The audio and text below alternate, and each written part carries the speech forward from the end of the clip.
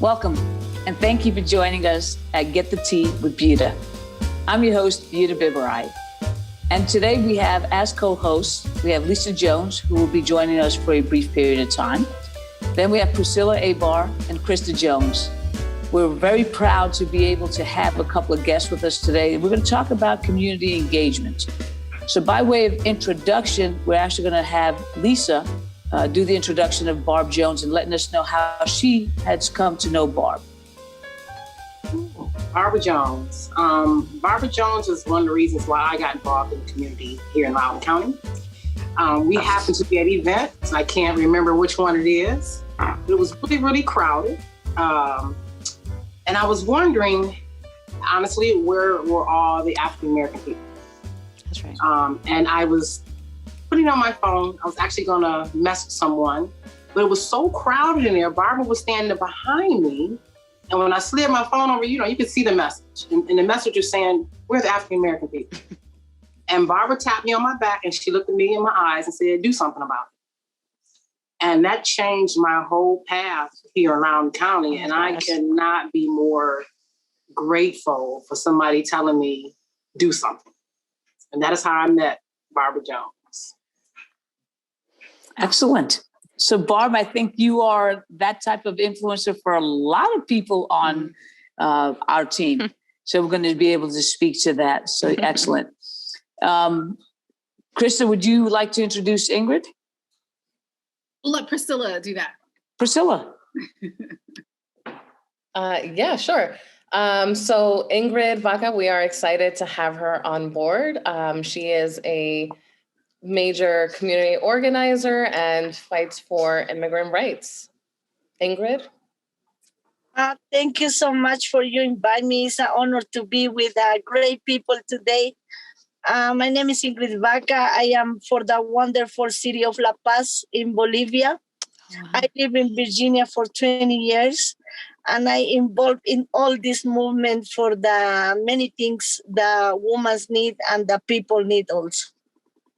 Well, thank you both very much. And honestly, I think every one of us on our team here at Get the Tea has been positively impacted by the work that both of you have done. And we wanted, one, to be able to have you come on our show, share with us how you got involved, how we could encourage the community to get involved, and also to show our gratitude. Because but for the two of you, some of us may not be where we are here today. So we'll further that conversation a little bit. Some of the issues that we're dealing with in our community are, and we're dealing with homelessness, we're dealing with job insecurity, and we're also dealing with food insecurity. Yeah. And being in Loudoun County, a lot of people don't really acknowledge that. It's literally, we turn a blind eye to that. And being the most affluent community, I mean, it's just a bucket of crazy that we think we can do that rather than doing something about it. So Barb, recently you became involved with a program that is trying to address the food insecurity within our communities. Can you share with us what that is? Yes, absolutely. And it was through actually Moms Demand Action. And so Moms Demand Action connected with a group called Catch a Wave. And it was bringing diapers, food, coats, toys right to Sterling last weekend. And Daryl Green was a part of it from the Redskins.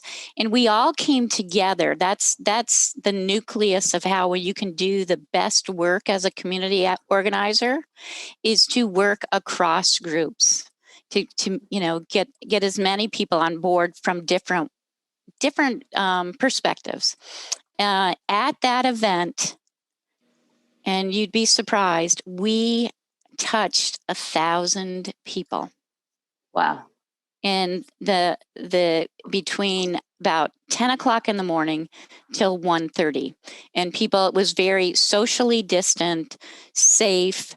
There were 6 spots that you could drive through and get food and clothing and toys, and it all went. So that's one of the groups that I worked with. Another group, it's not so much a group, but online and Facebook, because everything is so, we're all locked down right now, right? So The place that I saw some other areas of need was on a group called Buy Nothing in Sterling. If any of you are part of that group, people reach out in that group that they need food, that they need diapers, that they need whatever their needs are. And I will go in the message and reach out to individual people.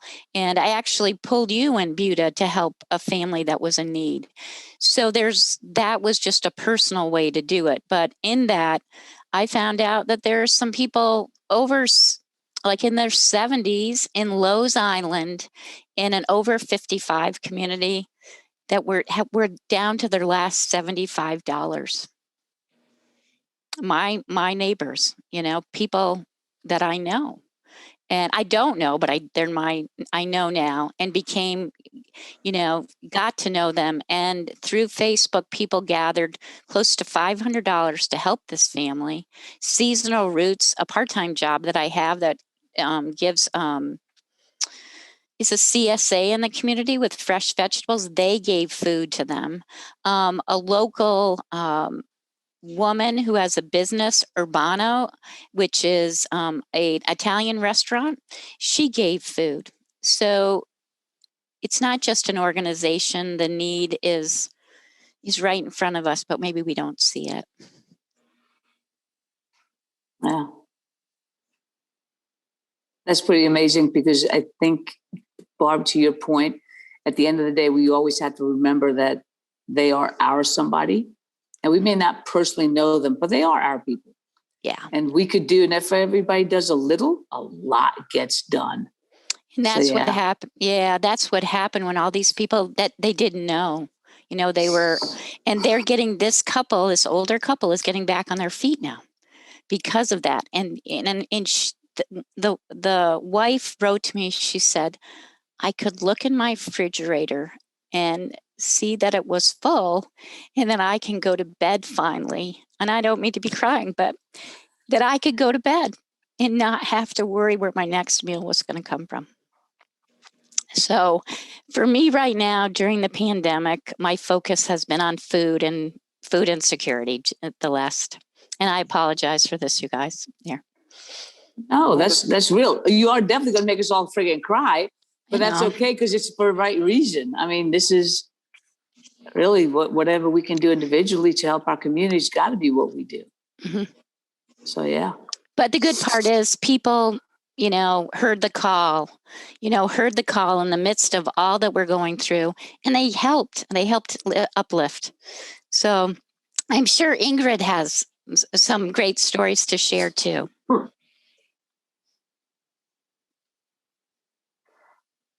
So, and I don't know if because I know Priscilla's got a question, Barb, she wanted to ask as well. And then we're going to ask Ingrid of a couple of things. But please understand, this is just a conversation. Ingrid, at any time that you want to add to the conversation, please don't wait for a question. This is really us just talking about our community's needs.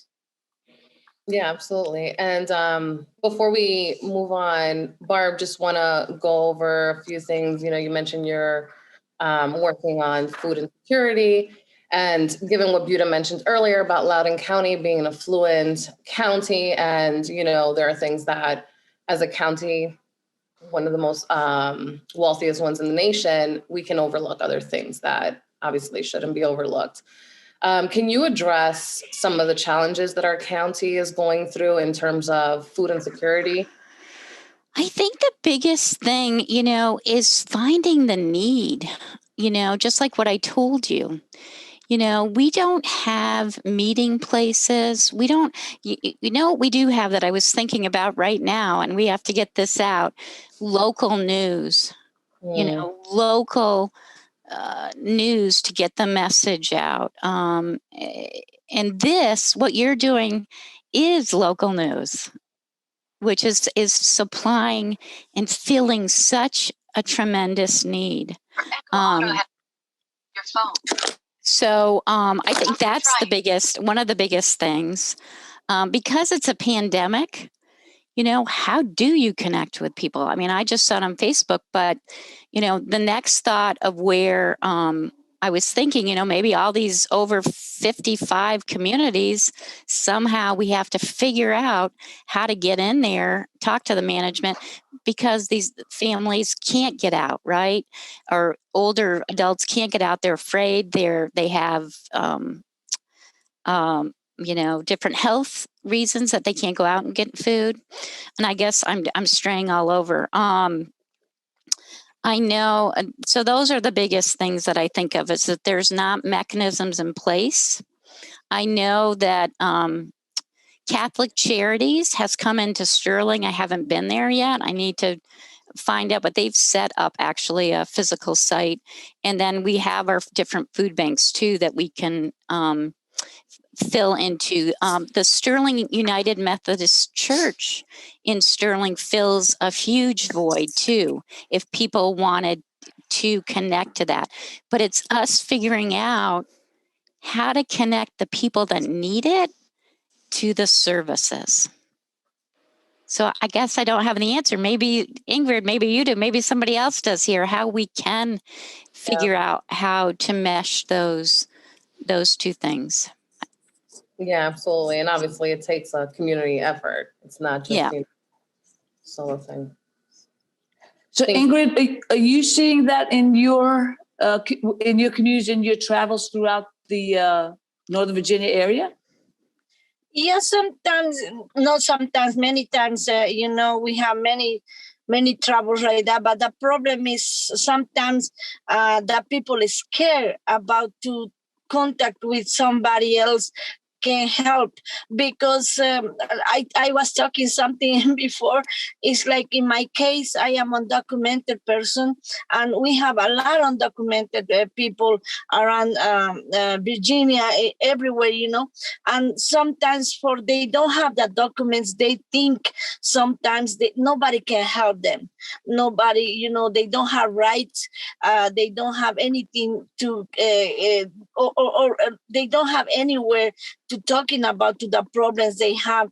And I think maybe if we talking with the people, and also sometimes when you want to tell them, if they need help and they can find it some help, we really need talking with these people, because sometimes when they go in there, they think they lose their jobs, or maybe they don't know the person talking with them.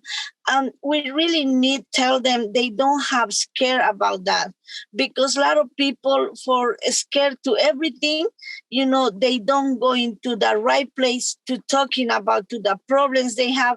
And I think maybe this one is one of the points, the important points in our community to talking for they make the people help them.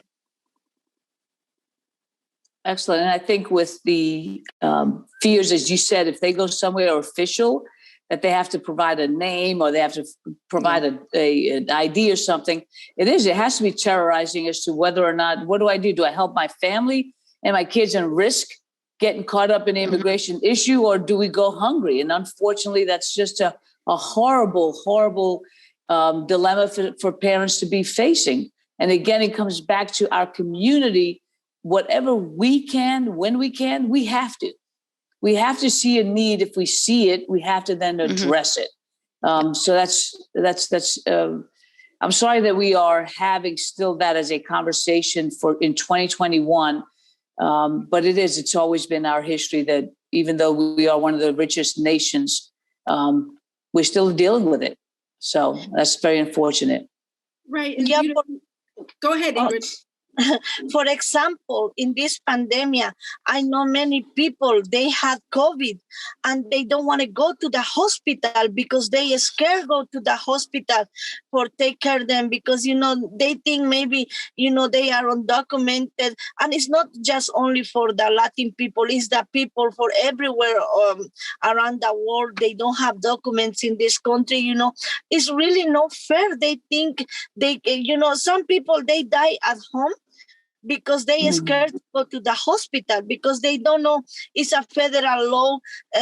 In the hospitals, they have to take care that people have the COVID.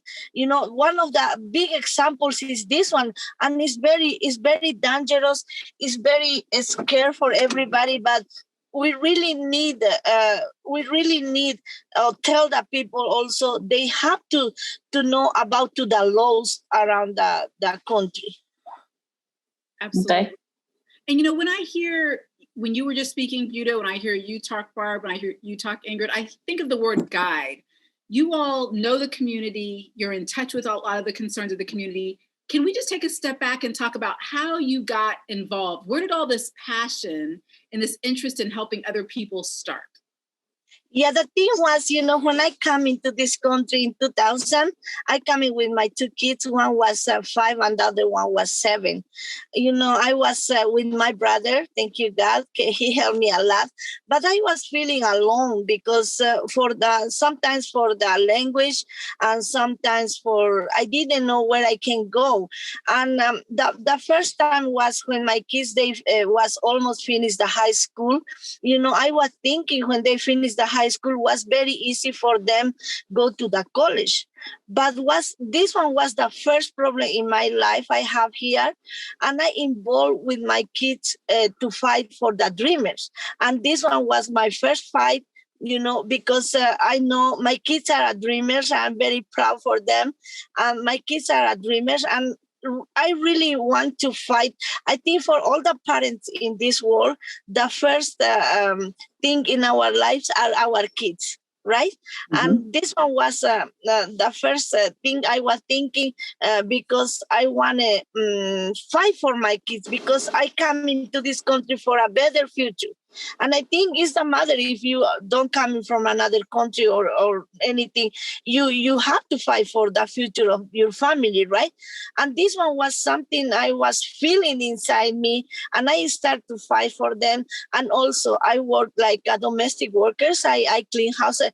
I take care of babies. I was a nanny. I take care of the adult people and I clean houses.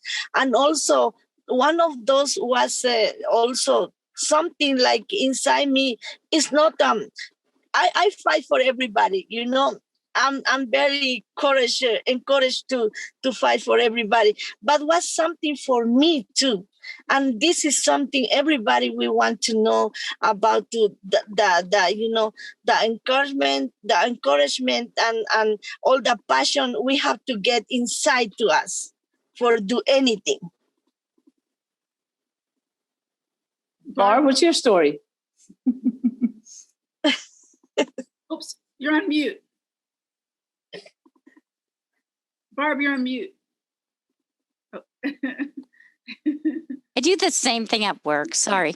I'm going to paraphrase and riff off what Ingrid said. It comes from who I am, and it comes like Ingrid. It's social justice. It's in my DNA. I can't explain it, but I think it's how I grew up, and my faith, that you take care of your neighbor, help. I mean, it sounds, it's that basic, that's what I'm supposed to do to be a good human being, be a good human. So, and like Ingrid, when I see injustice or I see that someone needs to help, got to go do it. It's just you got to find a way. If there's a will, there's a way. We got to make it happen, and that's where it comes from. I can't explain. It comes from my soul. It comes from my heart. It's the best I can do, Krysta. Okay. So I'm just curious, obviously the majority of us on this call are women. And I know, Barb, you are just so passionate about women's issues. And I remember in 2019 working on a certain person's campaign at Panera Bread when we were supposed to be passing out flowers for her. about people about the ERA. So it's very important, obviously. So I would love for you to kind of talk about what are your thoughts about women's activism and where we're going in the future as women activists? Wow. So, we're not letting up. I mean, every front, which it just feels like so many people are now in the game, which is awesome. Everybody's in it, which I think is amazing. And that's the only way that we get things done, as we know. Where are we going? Well, the places we got to get, first for the United States, we got to get this finished in the Senate. And there's a group called Vote Equality US that has a variety of engagement and ways you can get involved. But we must keep the pressure up, because this is the point that we have to, this is the climax where we have to finish what we all started to make the change. I think that we're still fighting all the same things. Unfortunately, I hate to be that Debbie Downer, but we look at still the wages that women, Latinx women make, women of color, white women. We need protections, and we need to continue to lead. We need to continue to expose this, because everyone has to work now with the economic divide that now is so, the top 5%, and then the rest of us, it's women. Women are the most impacted, and children. And we must, whatever those pathways are, that's the first and foremost thing. We need to educate women, girls, families, and get after equal pay, because we have to live, and we want to take care of our families, like Ingrid was talking about. And that, to me, is the most paramount that I see still. I think if I could pull away from that conversation and this thought, and that is with the pay equity, what it does, it also provides security and safety for women, right? So if we're in relationships where things are not safe, we have to have the ability to be able to walk away from that and survive.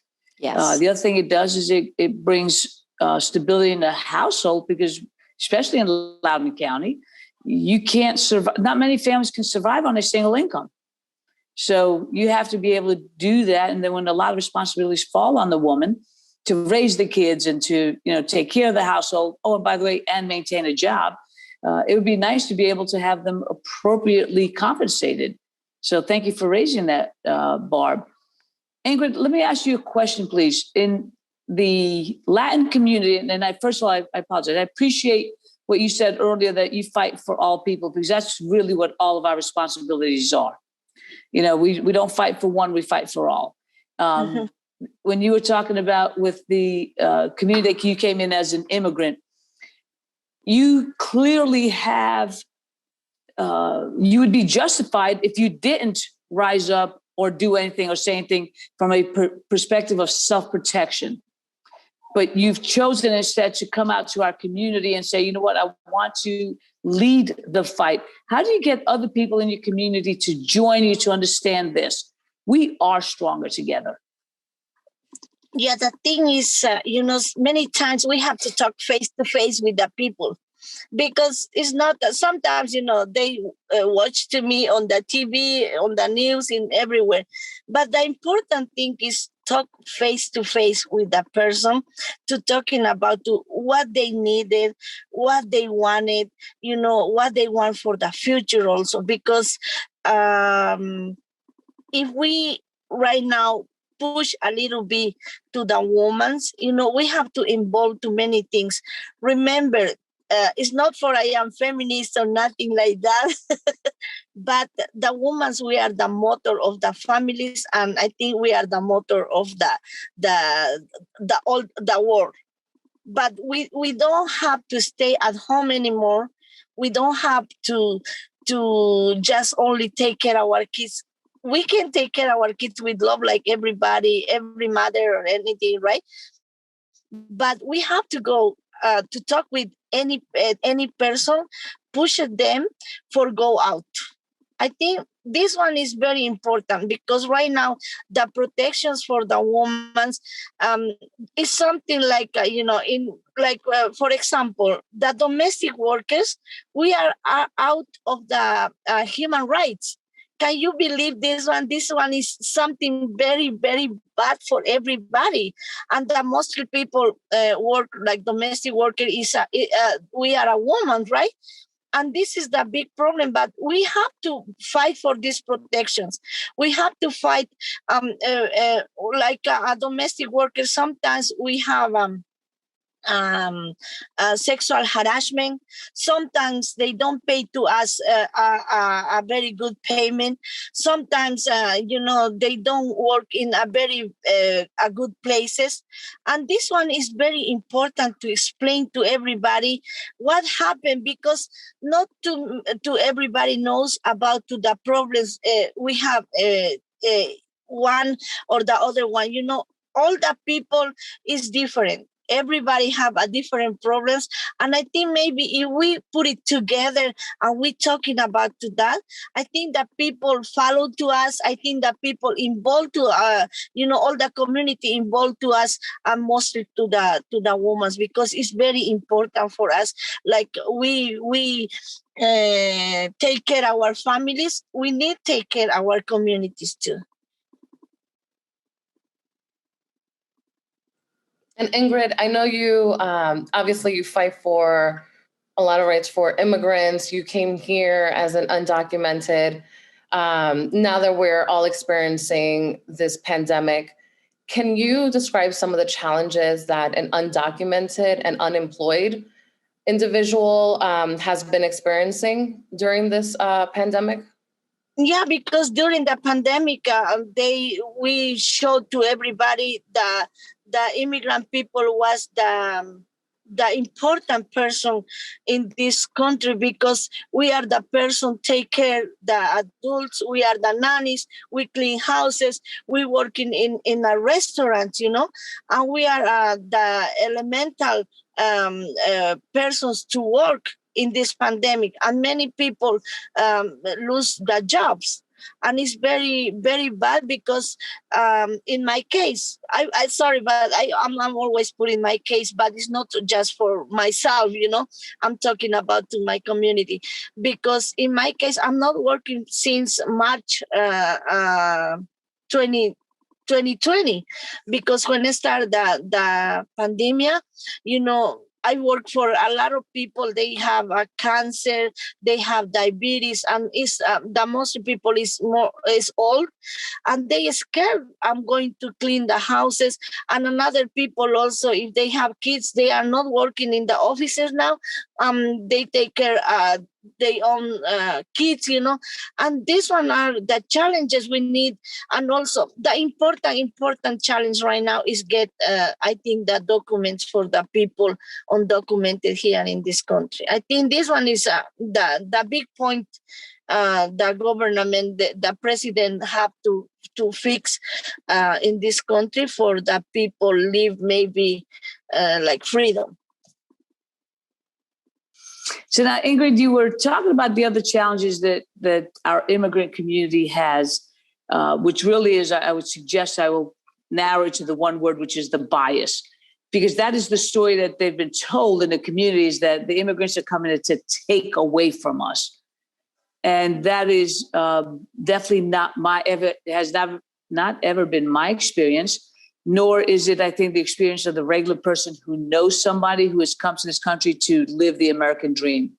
Because we have a lot of success stories, but we just have to keep that door open for one another to be able to take advantage of the strengths so that we never, as a country, are leaving talent on the table, right? We look at the COVID situation right now. There were a lot of individuals who participated in finding a cure, finding the vaccine.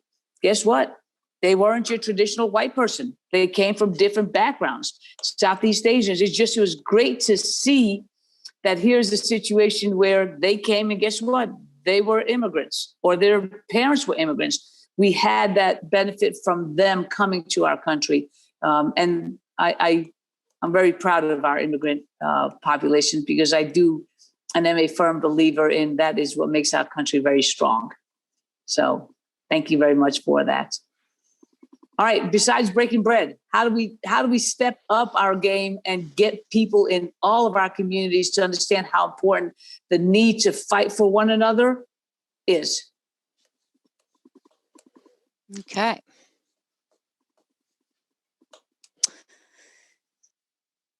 So how do we engage other people? Sure. So it's what, I'm picking on you, Ingrid. It's Ingrid sharing her story. She touched us all at our hearts.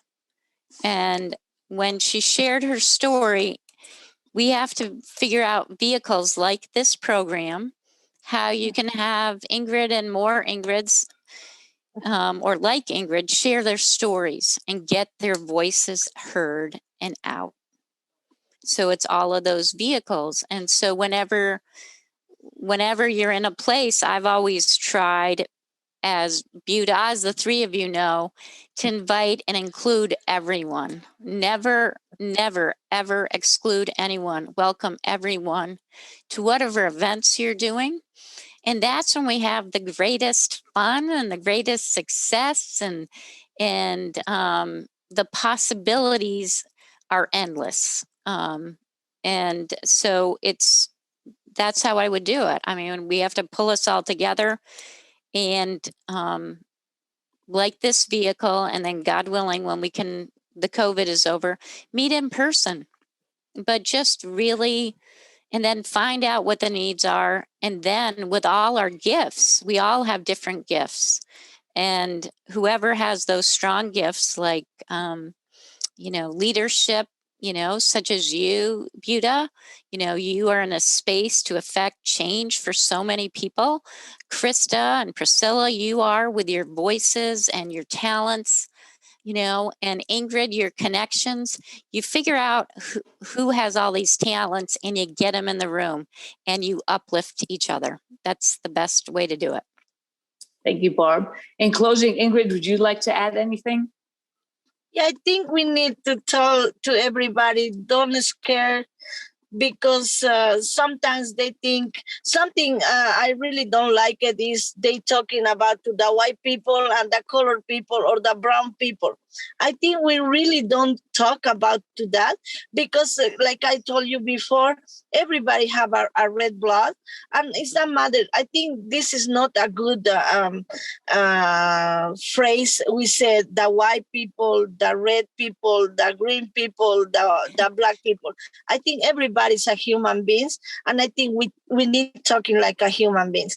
I'm sorry for I repeat too many times the human beings, but I feel I am a real human beings, because like everybody, I have a problems. I am sick. Sometimes I am not working. Sometimes I find it a good work, a job, but something like, we really need to talk face to face. I think it's very important. Tell them to the persons, to the people, don't scare. Because, if we scared to everything, if we scared, like yesterday I was here something about to the lady go to the CVS to put the vaccine, but they don't want to put the vaccine to her because she was an immigrant, and she really don't need put it the vaccine to her. This is something not fair. And this is something we need to tell this lady, you have your rights, and the vaccine is free for everybody. And we need to tell them, but for they learn about the rights. Because I was watching the 14th Amendment, and in the 14th Amendment said, everybody in this country have a right. So Ingrid, I'm going to say it again. When are you going to run for office? You got me. Look at you. It's in you. It's in you. I see it. You got it. Sorry, Buta. No, that's perfect. Because this is really what we look to the two of you, and how much you have done. and neither one of you to date has yet to run for office. But I'm looking forward to the time that you, Barb, Ingrid, Priscilla, Krysta, do run for office because of this reason. You have a lot to share. And honestly, we have to stop looking at somebody else to say, that person might be the right person on their time. It is always our time. And Ingrid, I love you. Thank you very much for bringing in the human part, because you're exactly right. It's not that we see the difference in each other. We have to start looking for the basic consistency in one another, which is we all bleed red. We all are here for the future of our kids, and we all want everybody to be successful because together we actually are stronger. So thank you very much. Barb, you're always in my heart. I love you, and there's no boundaries to that. Thank you. But thank you, Ingrid Vaca, for joining us here on Get the Tea. Barbara Jones, you are always welcome, and you are part of our family because you are the base of how this even got created as far as getting the people together. So you are our hub and our glue. To our listeners, please do this. You just heard from Barb Jones and Ingrid Vaca as to how they became interested, and that was really from wanting to help one another. That is our obligation and opportunity in our communities. We are here for one another. We are someone's somebody, and somebody is our somebody.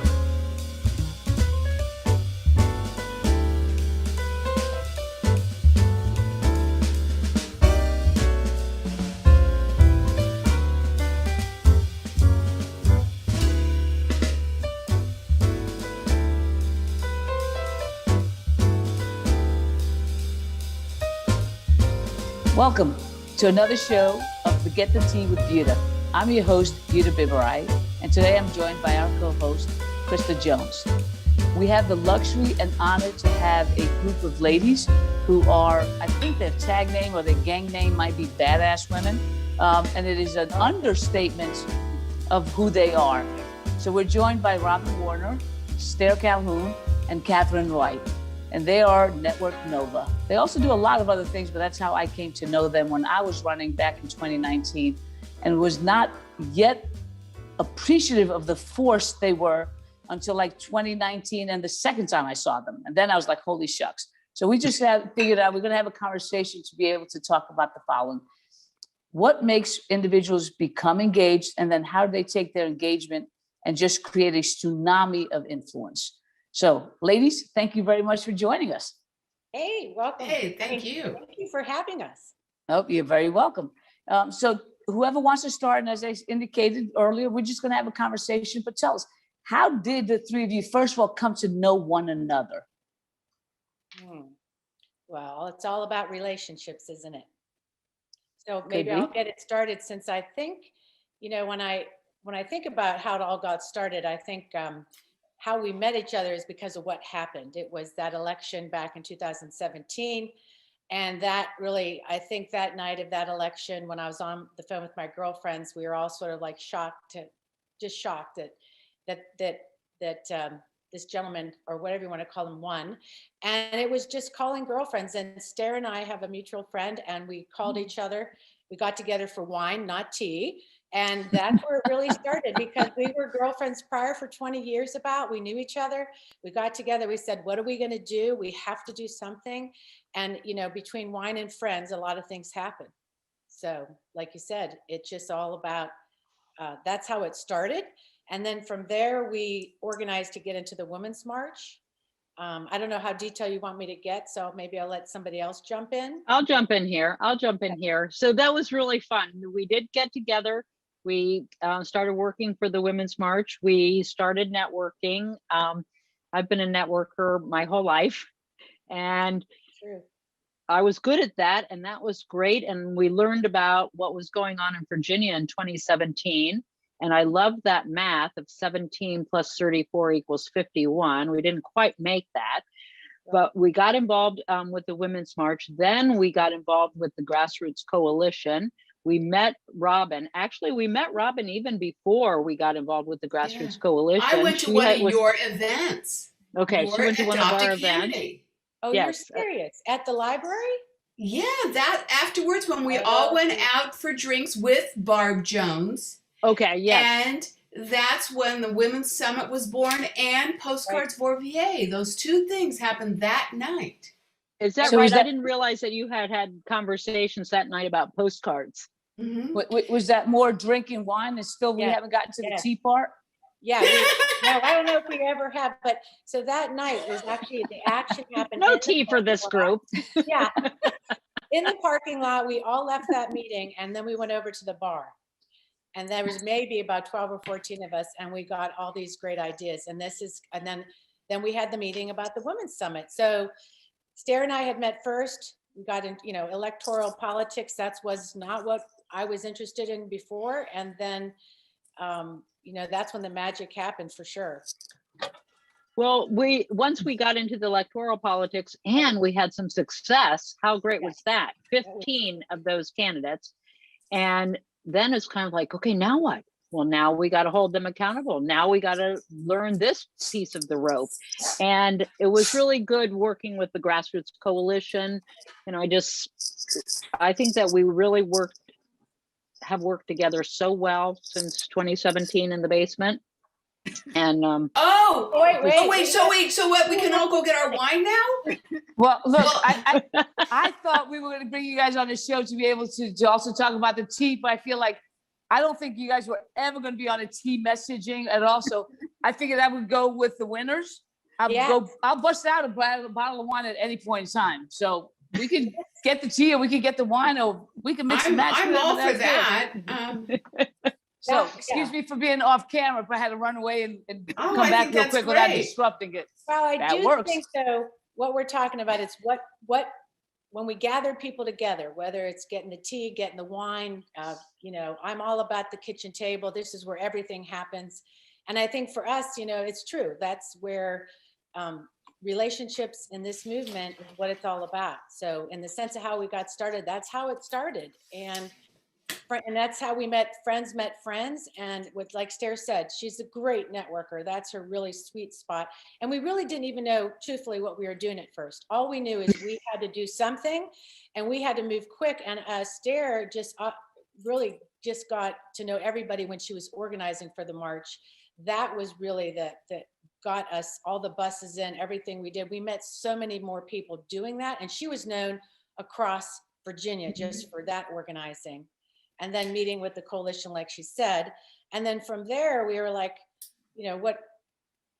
we just made up the Adopt a Candidate program that now is adopted by everybody across Virginia. And actually you see that swing left, a sister district is doing what we called back then.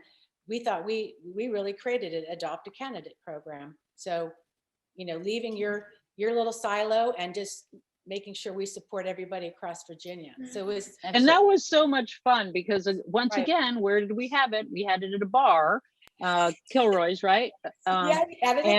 Kilroy's on the patio. We had 2 of them out there, as I recall, and they were packed and it was fun and there wasn't a lot of pressure, and we just kept working like that. So I think that go, Robbin. Talk about. Oh no, I was just going to say that I think we made sure that there was so much hostility going around in the country. Everything we did, we made sure it was fun.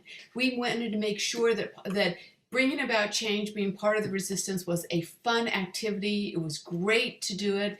And someone once said that one of our hallmarks is that we're not afraid to fly the plane while we're building it. I mean, just because we didn't know what we were doing didn't mean we were going to not do it. We just did it and just made sure everyone was going to have a good time. And people who have always been forgiving because they're having so much fun. And you all, go ahead, Stair. Sorry.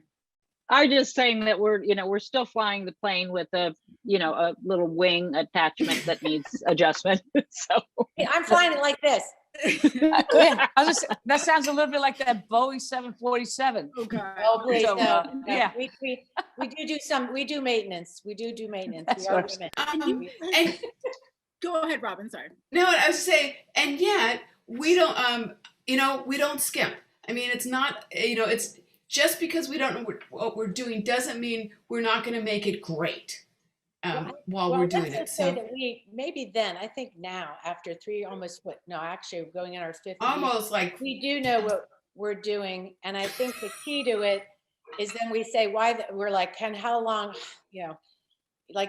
how long could this go on? And so How long can we carry on? yeah, every year Right. you're like, okay, like every year you're like, what's our commitment this year? So there's that, the maintenance of it, and also the longevity, like I know we're going to talk about later, but Krysta, you were going to say something. Yeah, so you all each bring your own unique qualities. Why do you think that this hasn't been done before? So you've produced so many products. So you have Adopt a Candidate, you have the postcards, you have the summit, you have the power lunch. Like in 4 years, you all have really kind of revolutionized grassroots politics and engagement in Virginia. Why do you think now? Why do you think this wasn't done before? I think that it was a lot of circumstances. Okay. For one thing, we were thrown into doing this in 2017. We had to do something. And then what could we do this year? We had to figure out how to be, the best platform on Zoom. Well, and now I just want to say this because I thought it was funny because Vivian mentioned it yesterday. She was calling us the network. So not just Network Nova, the network. That network. It's got a ring to it, don't you think? I like Yeah. Yes. Oh yeah. series, a TV series, network. It really does. Yeah. Now, because I came really to know you guys because we always keep talking about these relationships. I had met Barb at a DemBiz meeting at a luncheon, and she ended up sitting beside me.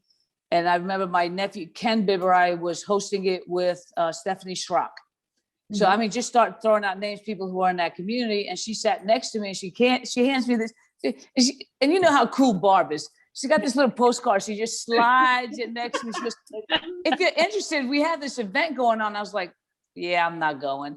And then I looked at it. I was like, oh, this is kind of cool. And it was very relevant because it was talking about the elections, upcoming elections and things of that nature. And this was the 2019 event that you went. So I come in there and you talk about it being fun. It was a bucket of crazy because there's so much activity going on. Crazy. Bucket of crazy. I like that.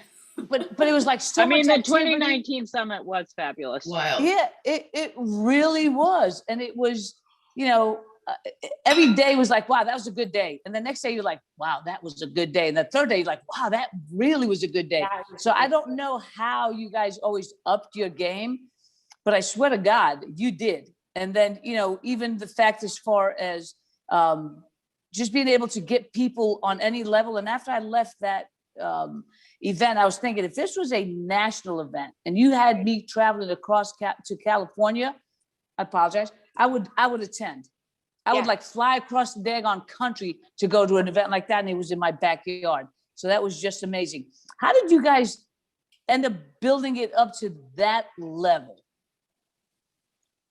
Well, it was pretty, so the first year, Buta, I mean, we did have 35 candidates on stage and we had all these workshops and we put it together in 70 days. And then in 18, we had too much going on and still pretty exciting with people running in and this sort of thing.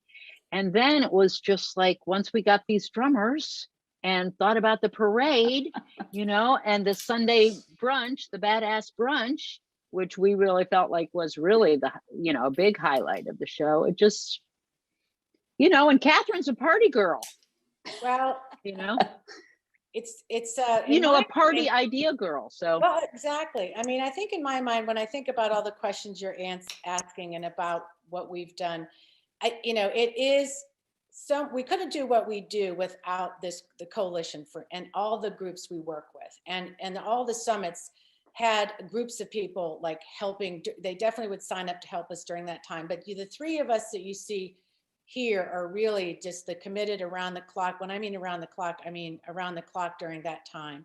But we're lucky that we do have that, and because we're not like a lot of us have degrees. We're experts. We have retired political scientists. We're not just some, like some sponges on the ground or something. We really are. You're talking about expertise. I mean, Robbin, her background, Stair's background, and so you just have this amount of talent and expertise there.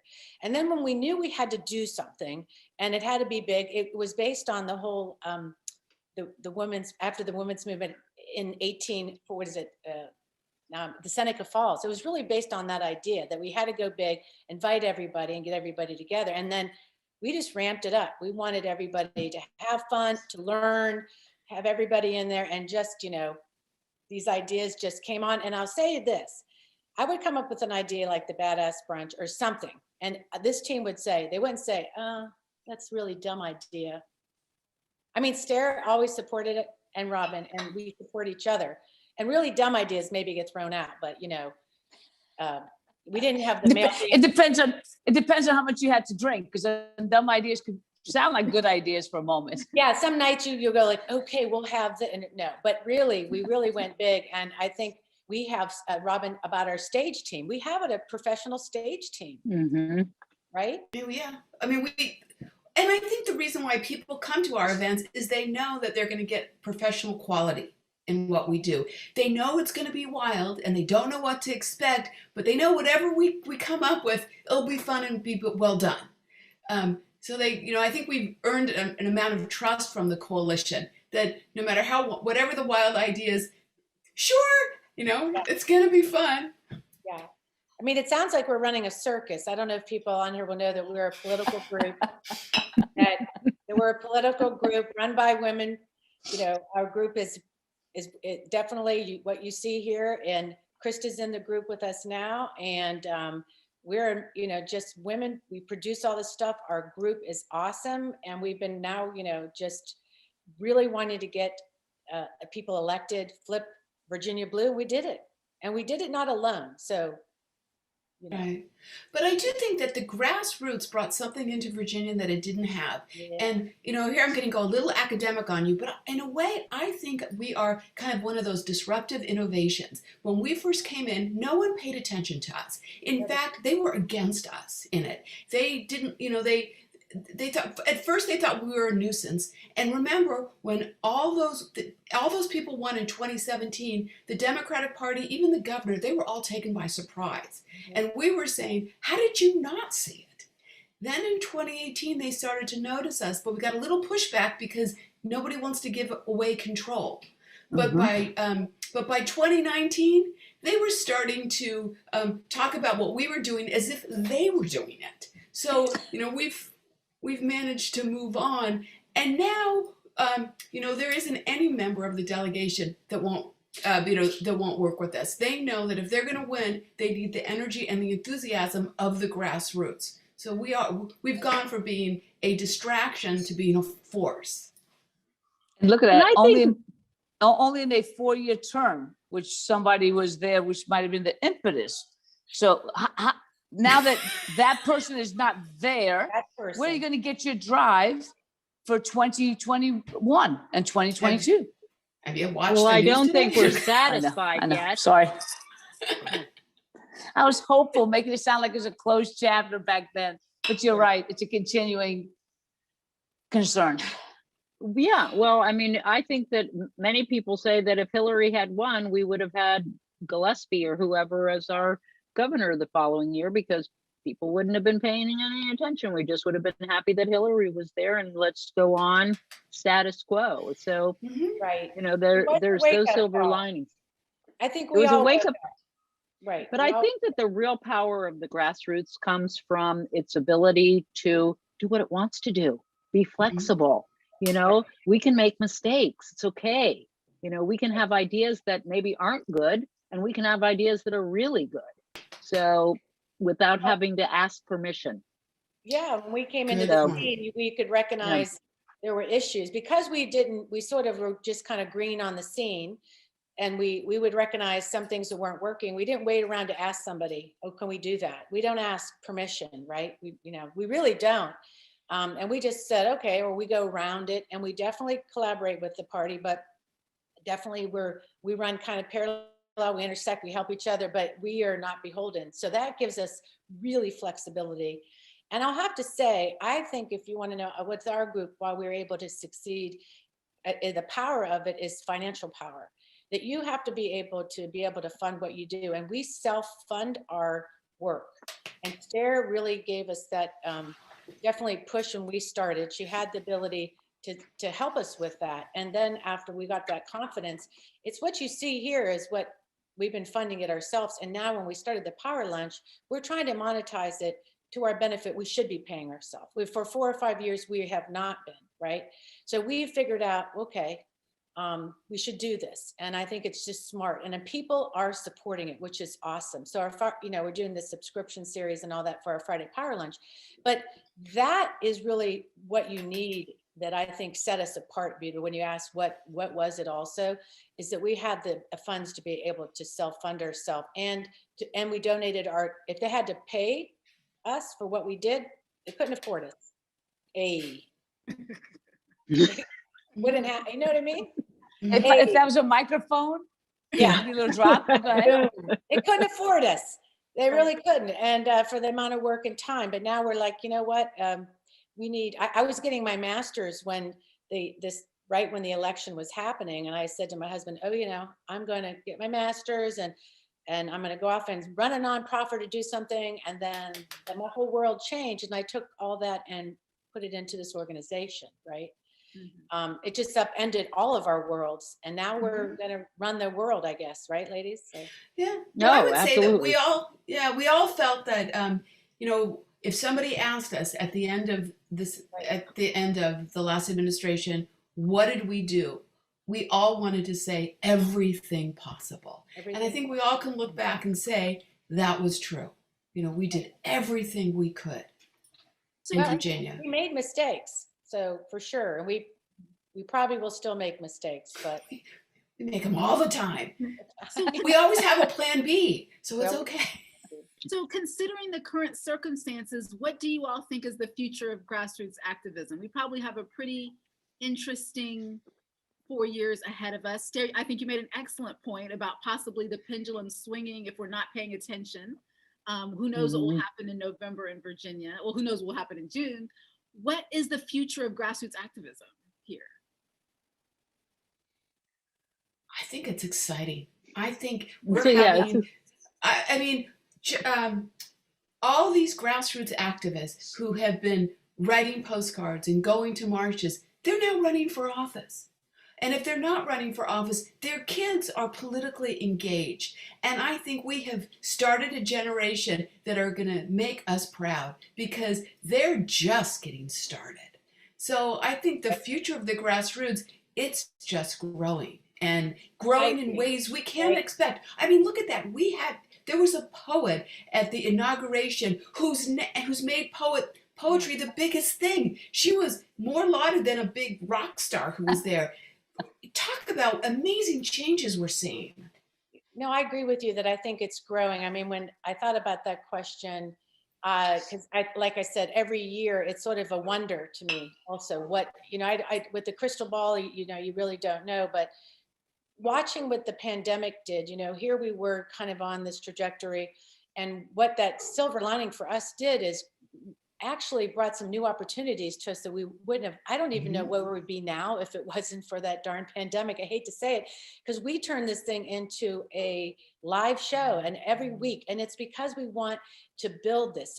So the Women's Summit was a tactic to build this coalition, to build relationships, to just share information. And the Friday Power Lunches, the weeklies, they're the same thing, but now we're like, let's do it every week, which is a little crazy, I'll have to say to you. Every week it's like guests, and like you're doing the show now, so So it is, so the future is it's starting to happen for us, I think, in an interesting way, right? Like, I'm like, I don't know where this is going.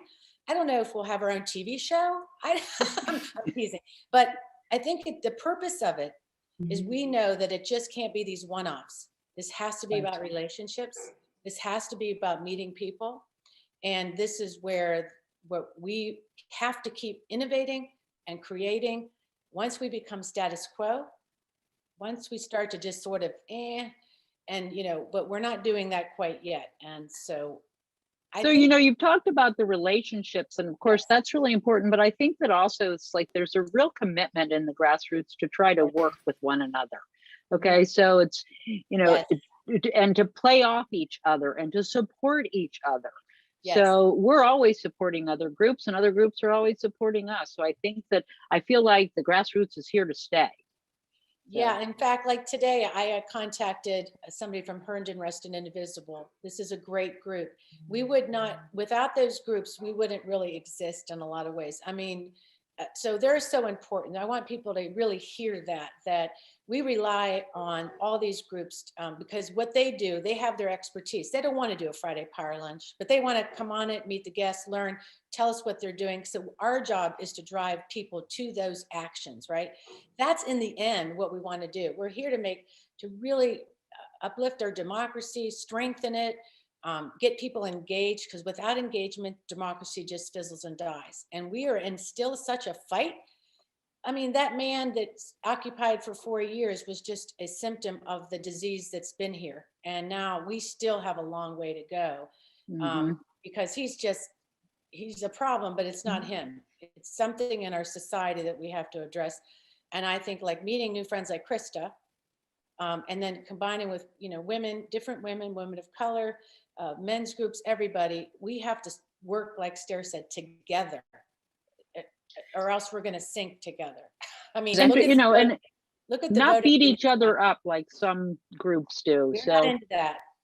Right, because I was going to say that was one of the things that I think I took away from any of the activities that I ever participated in with Network Nova. And it was never a competition. It wasn't, we're going to discount somebody, or we're not going to invite them, or we're not going to include them because that might take away from what we're doing. But the synergy was amazing. Because honestly, the silo effect is why I think we as a community have not been successful. Because you individually may do something awesome, Krysta may do something awesome, and Robbin and Stair, that's great. But when you put it together, talk about the extreme power that you collectively have. So that was what I really enjoyed about seeing, with your group, is the fact that it really built on the strengths of others, and it allowed others to build on your strength. And Robbin, can you talk for a second about how you always talk about how women run things differently? And to me, what Buta is getting at is what you always talk about. Yeah, I mean, I think everything we do is about bringing people together. I mean, if you look at our things, we have a women's summit, and the idea was to bring women together, and not just to bring them together, but to make sure women were on the stage. Because every other summit is a man summit, but we made sure that this was all about women. And with the Friday Power Lunch, we had always talked about that there was no way to get our message out. And then all of a sudden we realized, you know what? What are we waiting for? And we're just getting our message out. But women get things done. We just don't sit, we'll talk about it and we'll try to make it good, but that's never going to stop us from doing it. And I think really what, women make things happen. And we bring other people involved, and we stay with it. So, we don't wait for someone else to give us permission or wait until we have, all our ducks in a row. We'll start it and make it better. But that doesn't mean we're not going to start. And I think it's like you said, we said before, it is that friendship, just how it just exponentially grows all of our work. And I think you're right, Buta, when you talk about the silos, coming into Virginia, what we all experienced was siloism. That was really why we had only 34 seats when we walked into this game, right? That's how the Virginia Democratic Party kind of operates. And to try to look on the outside to see what they are doing, that benefits certain people's power, right? When you're siloed. And I think and sometimes with the grassroots, we run a little bit of a resistance because we're trying to break the silos down. And we're trying to say, we care about the rural districts, we care about Southside, we care about the coastal, and you're not going to separate us anymore. And we care about those votes down there. We saw that what happened in the Senate, for instance, some of the votes, now that it's all Democratic, they can't hide behind the Republicans anymore, correct? So, because they can dismiss certain people across Virginia. And what we're doing as a grassroots group is recognizing that we'd like to change those politics in Virginia. That's no longer this kind of a, we just want to bring that change even into the party. We think it would benefit all Virginia, right? So this is also of interest to us. And this is what I'm hoping that we'll do. That's one of our goals. So watch out. Well, I think we also look at it as, just because you're a volunteer doesn't mean you don't have great expertise. And, and no matter what your age, I mean, there is certainly ageism. And we recognize that women 40, 50, 60, 70, 80, if you want to get involved, we'll embrace you. If you're 16 and you want to get involved, great. Like we're not going to say that, we only want political professionals. What is that anyway? If you have a great idea, great, let's do it. But you're right about the ageism thing. I mean, I think, but that made us powerful when we were invisible, when we were able to do the stuff we did, because they didn't see us. But then, when you put something like this on, then you sort of stand out a little bit. I got my hat. I brought it, and I brought my sign too. I wanted to share my sign because it was my first Women's March sign. Aww. And I still kept it from that day when we went downtown. Well, it's historic. It's not only historic, but that's yeah, no, that hair you got to do the barb look. But the thing just becomes this is that was your. I'm sorry, those were your jumper cables, right? That's what got you jacked up again to say, you know what, I'm not going to stay parked. So that was amazing for you to do that. And yes, keep that because what it ends up doing is it allows you to always keep you centered as to what your purpose is or what you've decided your purpose. You guys were talking about the ageism, and it's funny because I know when I ran at a point where I was comfortable, that I could do this and not be beholden to anyone in a sense that that's what it was. It was not going to impact, my lifestyle. It was not going to impact my family. It was not going to do these things that I was at a point where I was comfortable to be able to do that. And I kind of see the same thing in the three of you as well, and Krysta included, where you are not settled in a put on a shelf kind of way, but settled in a way that you're comfortable with yourself. Like you said, I'm not asking for damn permission. You can come on board or you can stay on the sidelines. I don't care. I'm going to keep moving. And that really is the greatest energy that I think you guys bring to the forefront. That is, it's compelling. So a wealth of gratitude from our community to each of you, because that's really the amazing part. And then from this team to your team, I would ask this: how can we help you? Because you guys have helped so much that we want to make sure that you get some return energy. Well, yeah, we're all probably silent. We're like, we didn't have that on the list of things. I was kind of laughing because I'm thinking about Krysta, because she's been working on the, with the Women's Summit for the last couple of years. We've gotten to know her a lot this year. Now she's working really on the Power Lunch with us. And I kind of sometimes feel sorry for her because she has to be in our meetings, and we sit around like three old ladies, and she's younger, and she's just like, oh my gosh, here they are arguing or bickering again. and she brings, it's good for us though, because we, sometimes, we're three women, we hang out all the time. Now we have Krysta in the group, which benefits us because we're three white women. We needed to make new friends. And so we're so grateful to have her talent and passion, and she's smart and fun to work with, but she really makes us better. So Krysta, I just love that you put up with us, because sometimes I'm like, we're like, oh, I wonder what Krysta leaves thinking many days. Those like, white girls. We're like, I can't share the screen, I can't see it. It's like we're all like this. We're like, what? So I just have to say that's the fun of it too. But sometimes, it's around the clock kind of work. So she just has so much, and this is what you do, Krysta, also. So great to see you with Buta working on this stuff. So it's great. Well, thank you, but tell us. But I took you off guard. What was the question? Where's that wine? Power Lunch. How can they watch the Power Lunch? And what's up? Everyone wants to know what's up with the Women's Summit or Women's Experience for 2021. Well, Robbin, why don't you talk about where we're going with the Power Lunch, and how to help us is to get out our Patreon. Well, Patreon. So attend the Power Lunch. The Power Lunch is live, which is, like live theater. You never know what's going to happen with a live program. We engage the audience. We're, we give away prizes. The guests. The energy of the room, of a live room, is all about one prize. It's every Friday at 12 noon Eastern time. The show's free to be a part of it. We have several hundred people in the room and great guests. And the show's from 12 to 1, but we always have an after chat, which is always like, when everybody else goes and you just have your few friends at the end of the party, that's the best part of the party. Well, the after chat is getting bigger and bigger because sometimes people think that's the best part of the party.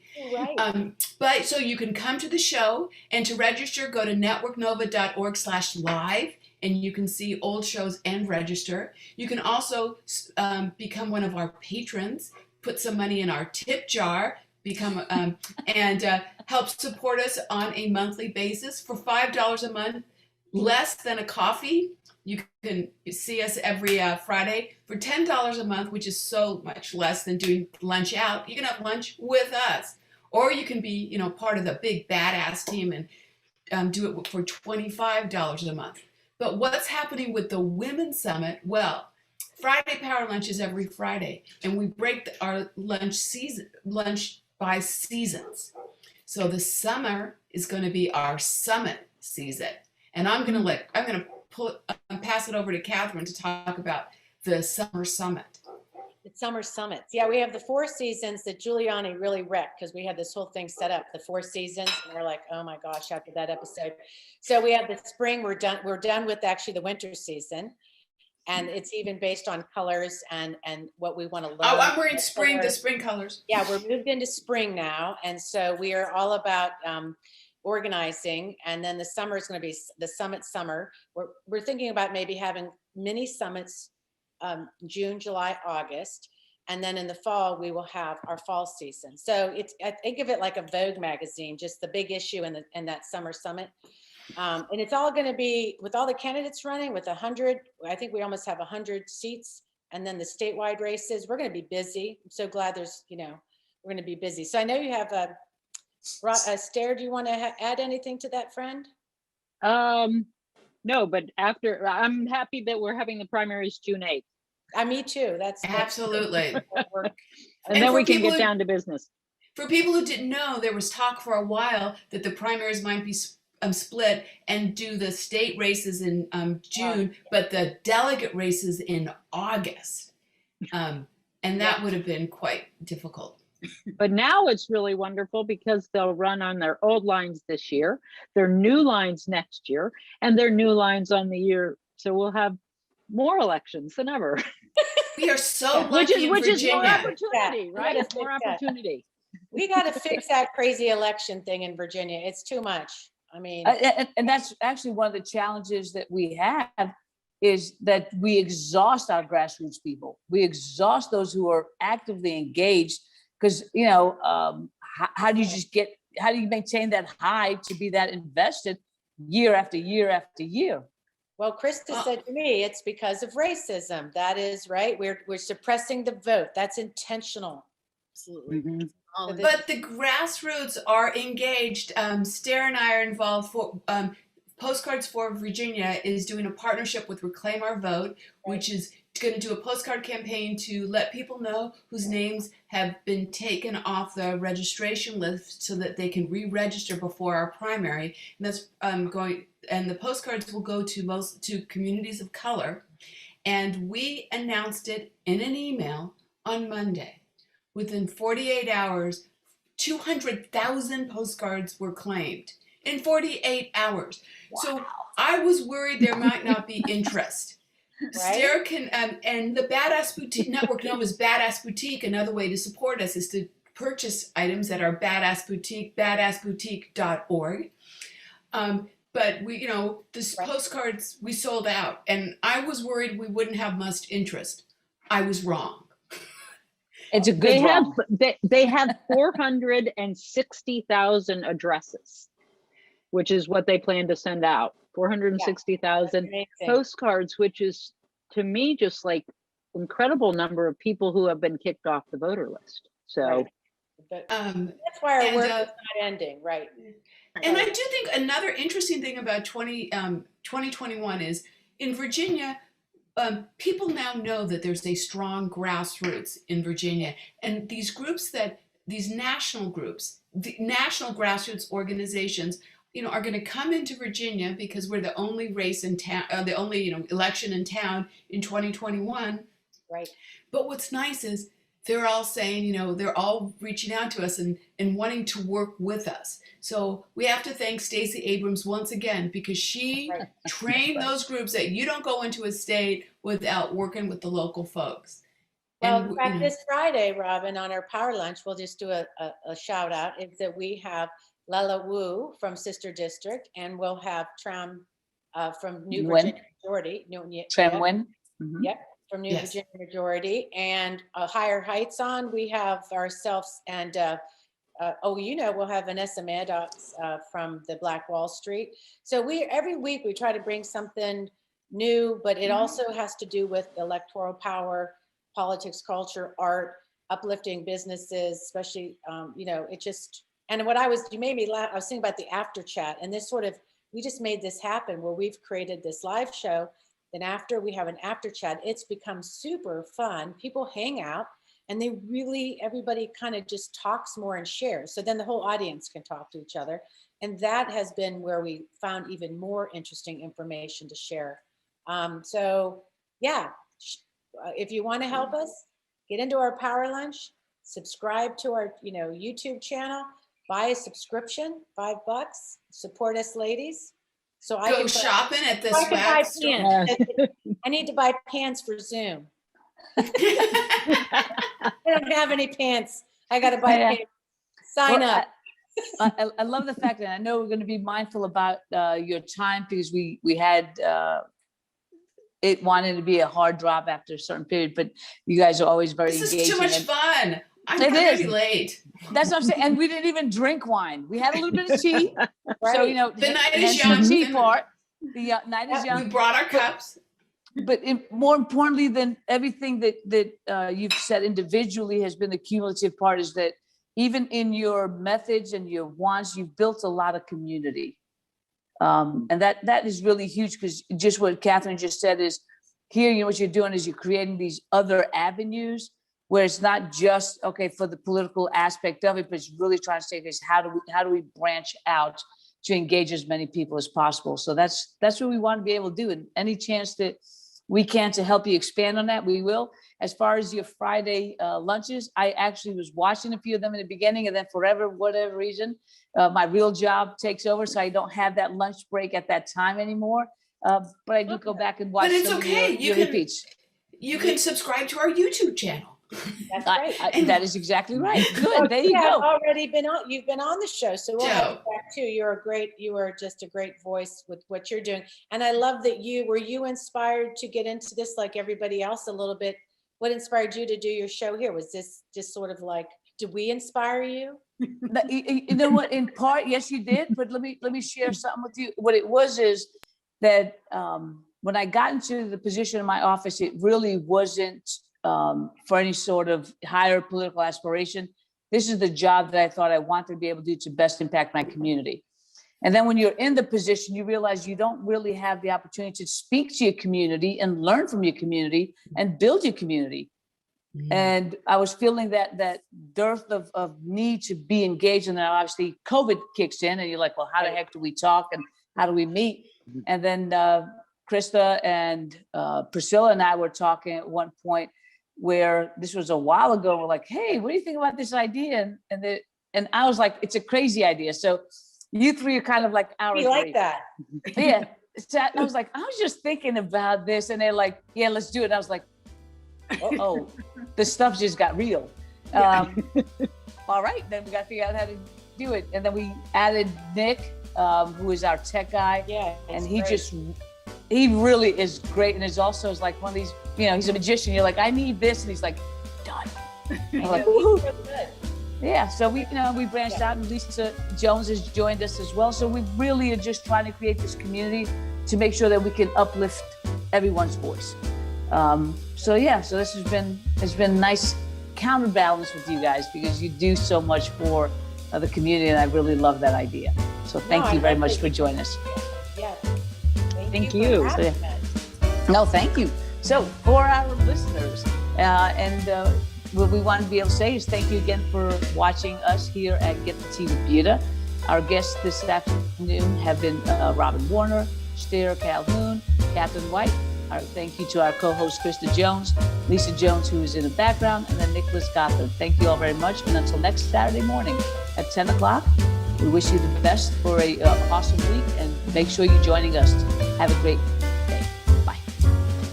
So thank you, guys.